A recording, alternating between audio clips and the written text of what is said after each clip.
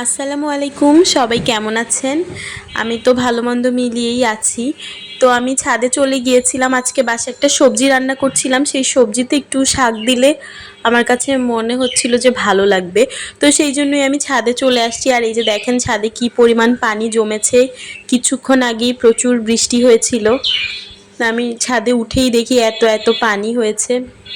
তারপর আমি এই যে দেখেন ফ্রেশ ফ্রেশ শাকগুলা কালেক্ট করতে নেমে পড়লাম।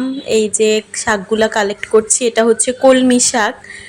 তো ছাদে আমরা নর্মালি কোনো সার টার কিছু ইউজ করি না, যেটা ওই যে তরকারির খোসা পচিয়ে যেই জৈব সারটা বানায়, অথবা ডিমের খোসা, চা পাতা, নর্মালি যেগুলো ইউজ করার সেগুলোই করি।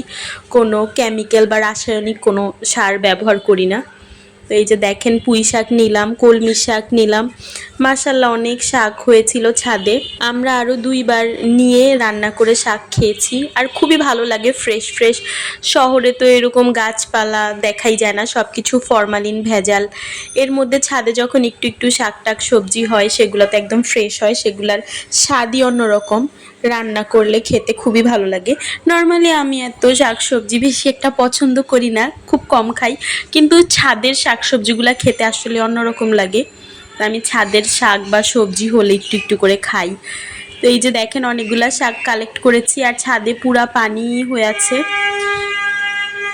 পুঁই শাক, কলমি শাক দুটোটাই নিচে নিয়ে আমি একটা জায়গায় রেখে দিয়েছিলাম, যেহেতু আমি কোনো ঝুড়ি বা কিছু আনি নাই।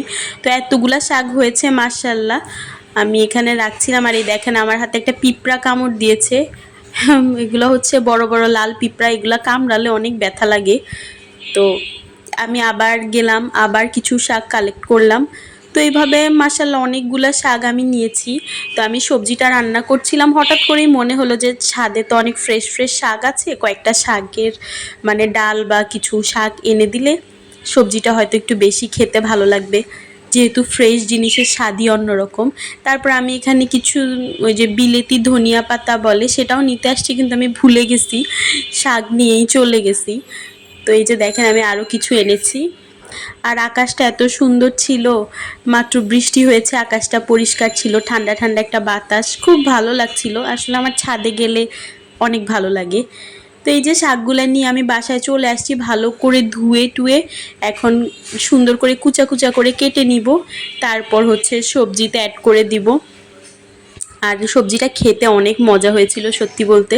এই যে দেখেন ভেজিটেবলগুলোর সাথে শাকগুলা দিয়েছি, এবার নাড়াচাড়া করে 10 মিনিটের মতন রান্না করলেই আমার সবজিটা একদম রেডি হয়ে যাবে। আর আমি এখানে কিছু কাঁচা পেঁয়াজও দিয়েছিলাম।